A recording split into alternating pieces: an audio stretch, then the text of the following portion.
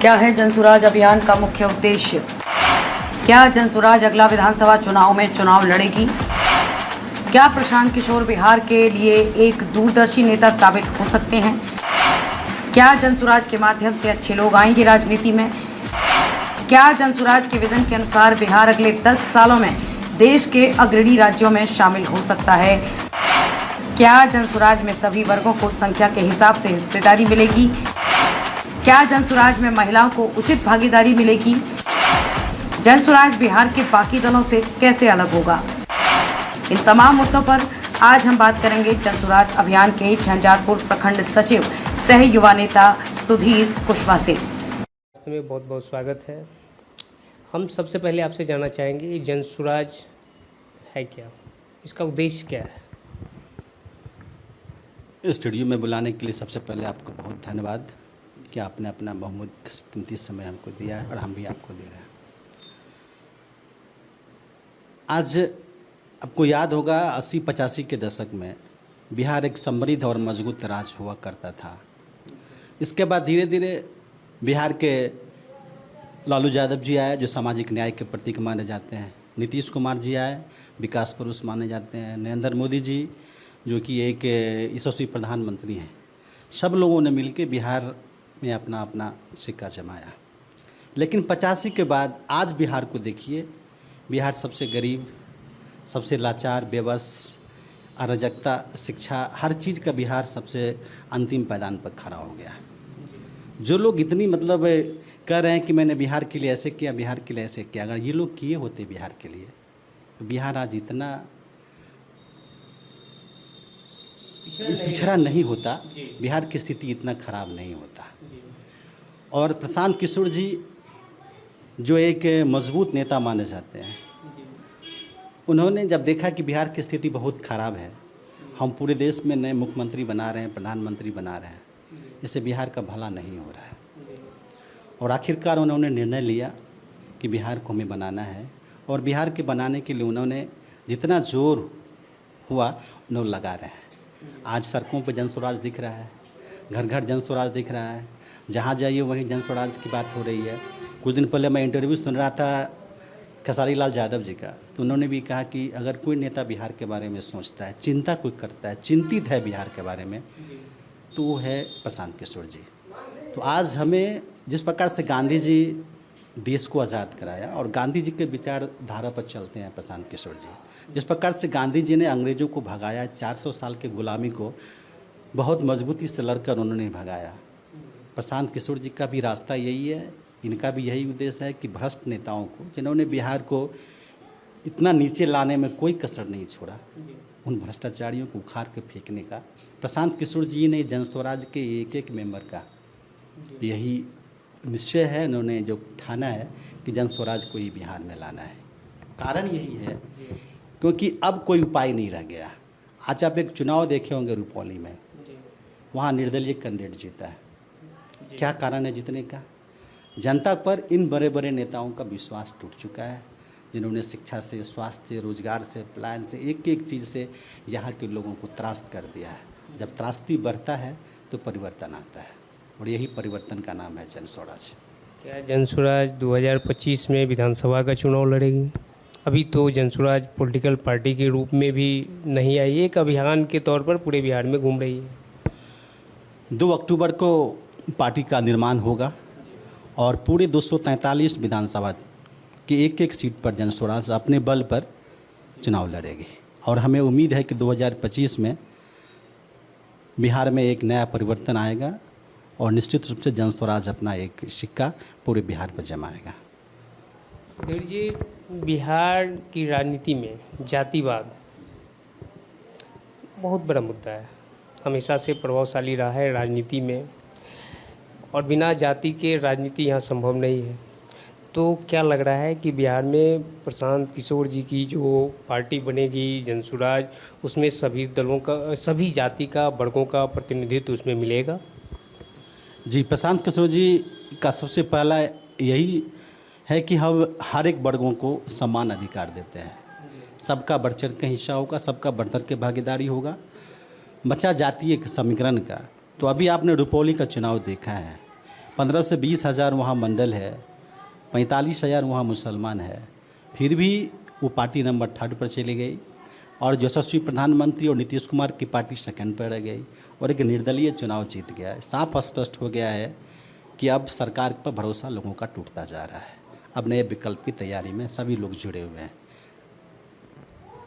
और दूसरी जो बड़ी बात है राजनीति में, महिला आधी आबादी, महिलाओं की भागीदारी को लेकर, महिलाओं को लेकर किस तरह की योजना है जनसुराज में, या आपके जो कर्ता धर्ता है प्रशांत जी उनके नज़र में?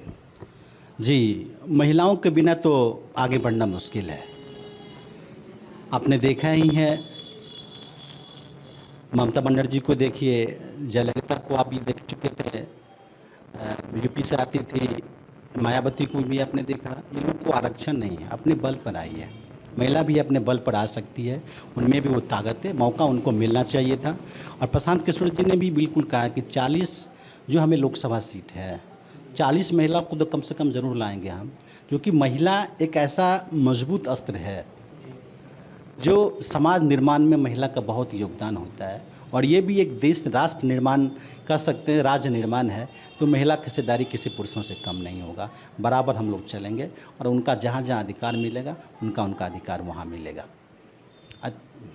आप जनसुराज के पास किस तरह की योजना है? बताना चाह रहा हूँ मैं, इसी पर आ रहा हूँ। उन्होंने इसके बाद साइकिल दिया, अगला पंचवर्षीय पोशाक दिया। इसी प्रकार से घुमा घुमा के उन्होंने यहाँ के लोगों को चलाया। लेकिन देखिए, सबसे बड़ी बात है कि आदमी को आगे बढ़ने के लिए चपरासी का भी नौकरी अगर आपको चाहिए तो शिक्षा सबसे पहले ज़रूरी है, और आज तक सरकार ने शिक्षा नहीं दिया। और प्रशांत जी कहते हैं कि मैं शिक्षा फ्री दूंगा। जब तक शिक्षित नहीं होगा आप सुंदर बिहार का कल्पना नहीं कर सकते हैं। आज जितना भी बाहर का स्टेट है आप देख सकते हैं, उनके पास शिक्षा बहुत है, 98% है, 97% है। शिक्षा बेहतर होगा, अपने आप सारा विकल्प खुल जाएगा लोगों के पास। आज चाइना को देखिए, शिक्षा बेहतर है। आज़ादी के बाद उसने सबसे ज़्यादा पैसा शिक्षा में ही लगाया। आज वहाँ हर एक घर में इंजीनियर बना बैठा हुआ है। तो शिक्षा मजबूत होगा तो निश्चित रूप से बिहार अपने आप आगे आ जाएगा, हर लोगों के पास अच्छी सोच हो जाएगी। क्योंकि सबसे बड़ा मुद्दा यहाँ पलायन का है। आपको पता होगा 2016 में जब प्रशांत किशोर जी महाराष्ट्र में चुनाव लड़वा रहे थे और जब चुनाव ख़त्म होने के बाद कुछ पैसा बाकी रह गया तो प्रशांत किशोर जी को बुलाया कि आइए उनके दल को पैसा ले जाइए। जब वहाँ पैसा लाने के लिए गए तो बोले पैसा नहीं चाहिए हमको। बिहार के साथ, बिहार के गरीबों के साथ जो अन्याय हो रहा है, जो उनके साथ मारपीट हो रहा है, उनके साथ जो गलत ढंग से व्यवहार हो रहा है, उसको बंद करिए। ये मेरा यही मेरा मेहनताना है। मैंने आपको मेहनत किया है, इसके बदले बिहारियों को बख्शी। और 2016 के बाद बिहार का पूरे हिंदुस्तान पर कहीं भी बिहारियों के साथ अन्याय नहीं हुआ। इसको रोकने में प्रशांत किशोर जी का अहम योगदान है। और देखिए, और सबसे बड़ी बात है कि सरकार किस प्रकार से सोचती है।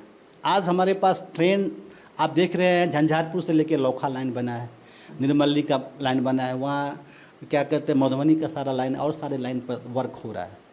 इस सब का क्या ज़रूरत है, मैं आपसे पूछना चाहता हूँ। इस सब का ज़रूरत सरकार को इसीलिए पड़ रहा है क्योंकि लेबर उठा के वो चाहते हैं गुजरात ले जाए, लेबर उठा के दिल्ली ले जाए, महाराष्ट्र ले जाए। यह लेबर फैक्ट्री है बिहार। यहाँ इतना जो रोड मतलब रेलवे का मैप बन रहा है मजबूती से, सिर्फ इसका कारण यही है कि यहाँ से लेबर उनको चाहिए सप्लाई। मैं एक बात आपसे पूछना चाहता हूँ, कितना खर्चा आप जान सकते हैं ट्रेन रूट बनाने में? एक ट्रेन का लागत 400-500 करोड़ है। और यहाँ संपर्क क्रांति, संपूर्ण क्रांति, जनसाधारण तो क्या क्या, इतने कम से कम 50 ट्रेन चलते हैं। आप सबों ट्रेन का आकलन कीजिए तो 1000, 2000, 5000 करोड़ इन्वेस्ट है। आप अगर इतना इन्वेस्ट यहाँ कर दिए होते, 10-20 फैक्ट्री होता, तो लोग को दिल्ली, बम्बई, गुजरात जाने का ज़रूरत क्या पड़ता?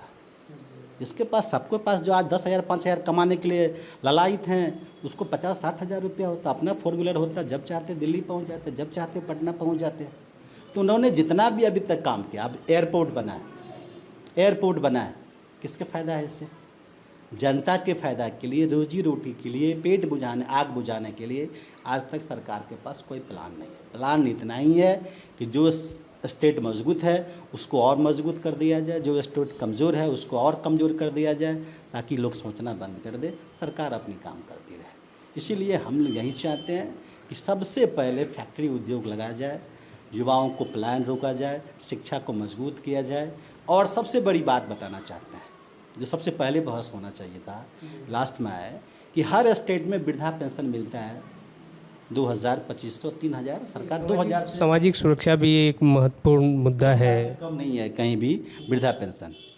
और आज बिहार में 200 रुपया बिहार सरकार, 200 रुपया केंद्र सरकार, 400 रुपये। मतलब इतना तक सोचने के लिए जवानों को छोड़ दीजिए, नौजवानों को छोड़िए, इधर के छोड़िए, बुजुर्ग तक के सोचने के पास सरकार के समय नहीं है कि उनका पेट कैसे चले। 400 में किसका पेट चलेगा, मैं पूछना चाहता हूँ आपसे। आज तक सरकार बुजुर्गों के बारे में नहीं सोचा, तो सरकार युवाओं के बारे में क्या सोचेगा। और जन स्वराज का सबसे पहला है कि बुजुर्गों का भी सम्मान होना चाहिए। सम्मान तब मिलेगा जब उसको सम्मान राशि सम्मान की तरह मिलना चाहिए। तो सारी समस्याओं से बिहार घिरा पड़ा है। आप जहाँ भी जिस किताब को उल्टाइएगा, जिस पन्ने को उल्टाइएगा, तो याद आता है उस समय का बिहार, अब का बिहार। कुछ बचा ही नहीं बिहार में। इन लोगों ने तो सबको ही बर्बाद करके रख दिया। 20 साल से अभी वर्तमान सरकार चल रही है, नया फैक्ट्री उद्योग छोड़ दीजिए, चीनी मिल तक चालू नहीं कर पाए।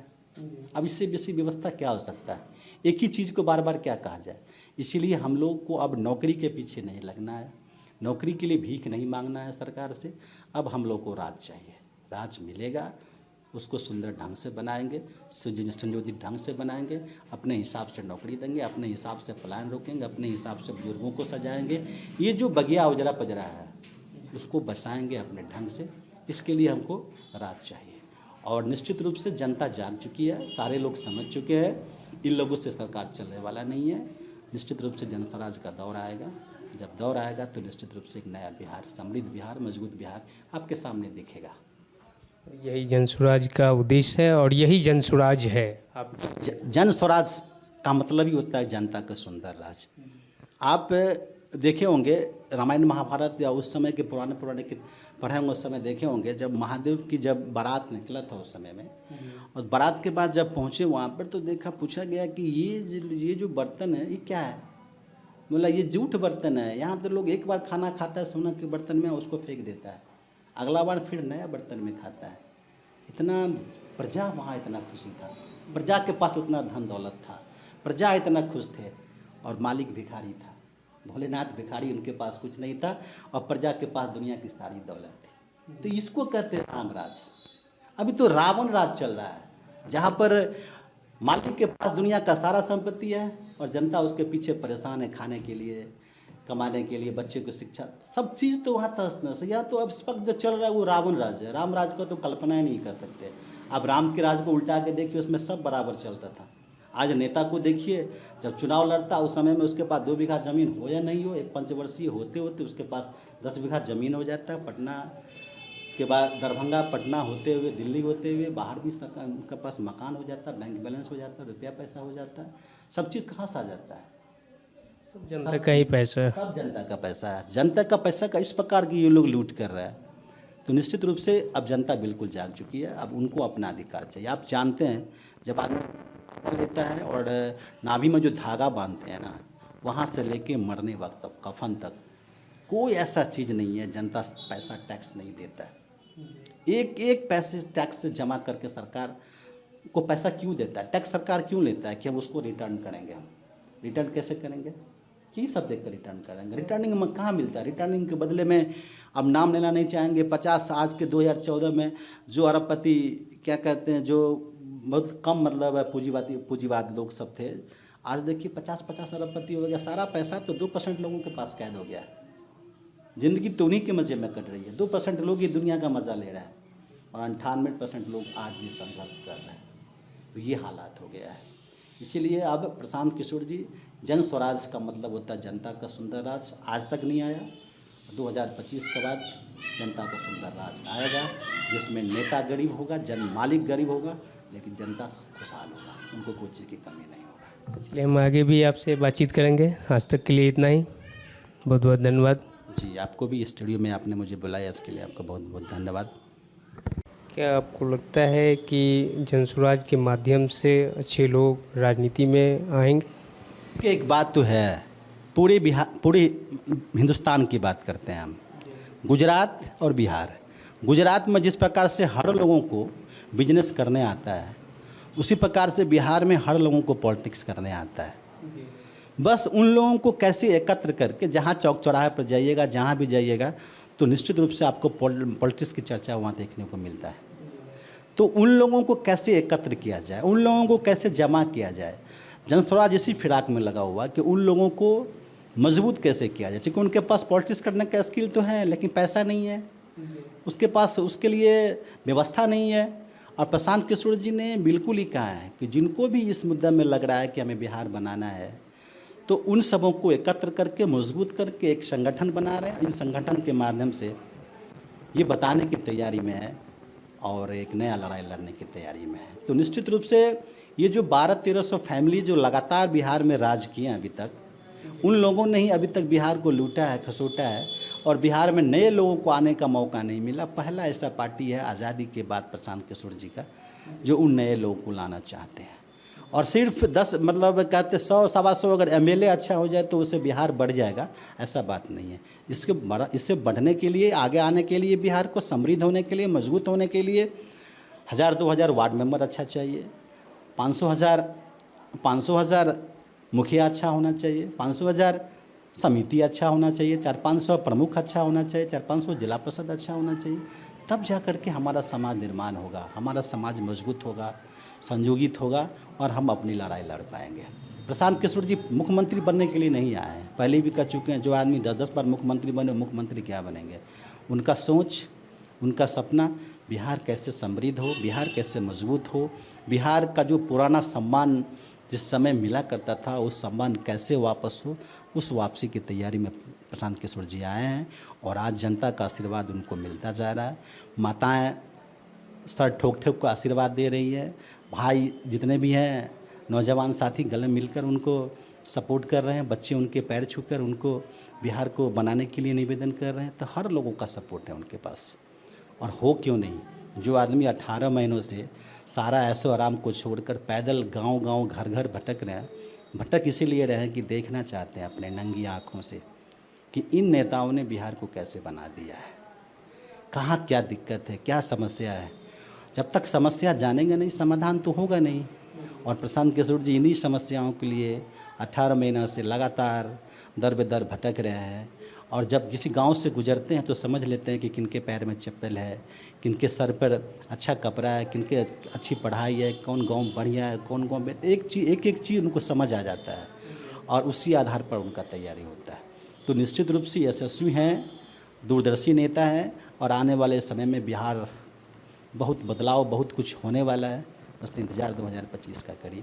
हम अंत में आपसे एक चीज़ पूछेंगे, बिहार में जो सबसे बड़ी आबादी है और जिनके लिए सबसे बड़ी समस्या है, जिनको लेकर बिहार बदनाम है, युवा और युवाओं की बेरोजगारी, उससे हटाने के लिए, दूर करने के लिए किस तरह की योजना है जनसुराज के पास, जिस पर प्रशांत किशोर जी बार बार चर्चा भी करते हैं? हम आपसे जानना चाहेंगे।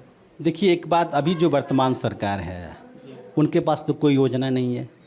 20 साल से सरकार चला रहा है, आज तक कभी बात भी नहीं हुआ, चर्चा भी नहीं हुआ कि हम युवाओं के लिए, गरीबों के लिए, पिछड़ों के लिए, अति पिछड़ों के लिए, रोजी रोटी के लिए, उन्होंने तो सुनियोजित ढंग से सरकार चलाया है। लोगों को छल करके 2004 में आए तो सड़कों में सड़क। आप प्रशांत किशोर जी को एक दूरदर्शी नेता मानते हैं? अभी तो वो नेता बने नहीं, उनका दल ही नहीं बना है। प्रशांत किशोर जी दूरदर्शी तो बहुत पहले हो चुके थे। जो आदमी 10 मुख्यमंत्री बनाया हो, प्रधानमंत्री बनाया हो और यूएसए में भी काफ़ी चुनाव करवा चुके हैं वहाँ पर, तो दूरदर्शी तो पहले से ही थे। हाँ, ये बात ज़रूर है कि जनता के बीच में इस प्रकार नहीं आए थे। उनका कुछ काम दूसरा था, अब काम बदल चुका है। जो हुनर, जो टैलेंट जिसमें होता है, किसी विभाग में अपना कदम रखे तो वहीं अपना सका जमा बैठता है। और प्रशांत किशोर जी में वो टैलेंट है, जहाँ भी अपना कदम रखेंगे तो निश्चित रूप से उनको सफलता मिलेगा, क्योंकि वो मेहनत के साथ, कर्मठ के साथ रात दिन एक करने वाले हैं। जहाँ भी हाथ डालते हैं पूरी कंधा, पूरी ताकत के साथ इस्तेमाल करते हैं और यही उनके सफलता का राज भी है। अगर बिहार में जनता ने मौका दिया तो प्रशांत किशोर जी जैसा कि बता रहे हैं कि 10 वर्षों का उन्होंने एक लक्ष्य रखा है बिहार को अग्रणी राज्यों की श्रेणी में लाने का, इसके लिए किस तरह की योजना है उनके पास? देखिए, सबसे पहले आप साउथ में चल जाइए। तो आज तक किसी की सरकार दोबारा नहीं आया, या आया भी तो कभी कभार। हर 5 साल के बाद परिवर्तन होना ज़रूरी है। जिस प्रकार से आप तावा पर रोटी को रख दीजिएगा और छोड़ दीजिएगा तो रोटी जल जाता है। उसको उल्टाना बहुत ज़रूरी है पेट भरने के लिए, तब जाके फूलता भी है और उसको आप खा भी सकते हैं। बिहार में जो सरकार 20 सालों से अपना पैर जमाए बैठा है, जिसको वोट हमारे पिताजी कर रहे थे, आज उसको वोट उसका लड़का भी कर रहा है। एक पीढ़ी बीत गया और अभी तक राज कर रहा है। जो 2004 में जो सड़क बना था, आज वो सड़क बिल्कुल टूट चुका था। विकास पुरुष का जो गाथा 2004 में बना था, आज बिल्कुल ख़त्म हो चुका है। आज आप देख सकते हैं कि कहीं पेपर लीक हो जाता है, तो कहीं पुल टूट जाता है। भ्रष्टाचार हमने सुना था जंगल राज, इससे बड़ा जंगल राज क्या होगा। हम तो अभी जंगल राज में जी रहे हैं। इनका परिवर्तन होना बहुत ज़रूरी है। आज एक बात देखिए कि हम वोट डालते हैं बीजेपी को, या वोट डालिए जिस किसी पार्टी को वोट डालते हैं, और मुख्यमंत्री एक ही आदमी बनता है। मैं पूछ सकता हूँ कैसे मुख्यमंत्री, जिस समय नीतीश जी, लालू जी या अटल बिहारी प्रधानमंत्री मतलब मोदी जी जिस समय बने, क्या मैं पूछना चाहता हूँ ये लोग बहुत पढ़े लिखे आदमी तो नहीं है, इन लोग IAS IPS तो नहीं है। इन लोगों ने, गरीब जनता ने इनको मौका दिया ताकि आप जाइए और हम सबका सम्मान, रोजी रोटी, शिक्षा, मकान हम लोग को मिलना चाहिए। हमें अधिकार दिलाइए वहाँ जा कर के। और उन लोगों को कुर्सी तो मिला, नाम भी मिला, हम ही लोग की बदौलत। अब मैं पूछना चाहता हूँ क्या हम लोगों की स्थिति इतना ख़राब हुआ? कभी वो लोग आज तक चर्चा भी किए? आज हम लोग यहाँ पहुँच गए, बिहार सबसे गरीब, अति पिछड़ा, अनपढ़ राज्य हो गया, आज तक कभी इसका चर्चा भी किया? इसीलिए निश्चित रूप से परिवर्तन ज़रूरी है और इस पर परिवर्तन होगा और प्रशांत किशोर जी का जन स्वराज एक नया रूप लेकर आएगा और इसमें हर लोगों का विकास होगा, हर जगह का विकास होगा। आप देख सकते हैं, पटना जाइए, दरभंगा जाइए, मुजफ्फरपुर जाइए, या आप झंझारपुर भी आ सकते हैं, आप मधुबनी जाइए, जहाँ भी जाइए, जो शहर है वहाँ का डेवलपमेंट थोड़ा थोड़ा दिखाई पड़ेगा आपको। लेकिन गांव में चलकर देखिए, जिसको सरकार ने बहुत बढ़िया ढंग से बांटा है, SC ST OBC बांट तो दिया है, लेकिन उनके लिए क्या किया है? आज उनके बच्चों के पैर में चप्पल नहीं है, आज उनके पास शिक्षा नहीं है, आज अनपढ़ बना के छोड़ दिया, बेरोजगार बना के छोड़ दिया। उनके पास तो कोई ऑप्शन ही नहीं है। महंगाई इतना ज़्यादा हो गया है कि लोग सोचना मजबूर कर दिया। सरकार ने नीति बना ली है कि शिक्षा को इतना महंगा कर दो कि लोग शिक्षित न हो पाए और हम लोग आसानी से काम करें। आज लोग दिल्ली भी जा कर के 12-15 हज़ार कमा के भी वहाँ खुश नहीं है। घर नहीं चलता, यहाँ रहे तो घर नहीं चलता, बाहर रहे तो घर नहीं चलता। आखिर लोगों के पास इतनी समस्याएं, इस समस्या को सुनेगा कौन? जब मालिक की बहरा गूंगा हो जाए तो फिर सुनेगा कौन? इसीलिए निश्चित रूप से हर लोगों के जागृत आ चुका है, परिवर्तन हर लोगों के दिल में आ चुका है। आने वाले विधानसभा चुनाव में एक बहुत बड़ा सैलाब आएगा और निश्चित ही जन स्वराज एक अपना परचम बिहार में लहराएगा। बिहार में अब तक आपने चुनाव को देखा है, जन स्वराज किस स्टाइल में चुनाव लड़ेगी? देखिए, बिहार में जो चुनाव होता है वो 4 चीज़ों पर होता है। सबसे पहला है धर्म, दूसरा है जाति, और तीसरा है बीजेपी के डर से लालू यादव जी को पड़ता है, और चौथा है लालू यादव जी के डर से बीजेपी को पड़ता है। आज तक शिक्षा, स्वास्थ्य, रोजगार प्लान, रोजी रोटी के नाम पर चुनाव नहीं हुआ है। जिस दिन इन पर चुनाव होना चालू हो जाएगा, लोग जागरूक हो जाएंगे, NDA और इंडिया दोनों साफ हो जाएगा। आज तक आपने देखा होगा, अमूमन चुनाव जब होता है, विधानसभा का हो या लोकसभा का हो, विधानसभा का चुनाव आते ही जो पुराने MLA हैं या वर्तमान MLA हैं, एक ही बात कहते हैं कि हम यशस्वी मुख्यमंत्री के नेतृत्व में चुनाव लड़ रहे हैं, उन्होंने बिहार के लिए ये किया, बिहार के लिए वो किया है, अच्छे मुख्यमंत्री हैं, उनको मौका मिलना चाहिए। केंद्र का चुनाव होता है, यशस्वी प्रधानमंत्री ऐसे ऐसे जो का कहना होता है कर देते हैं।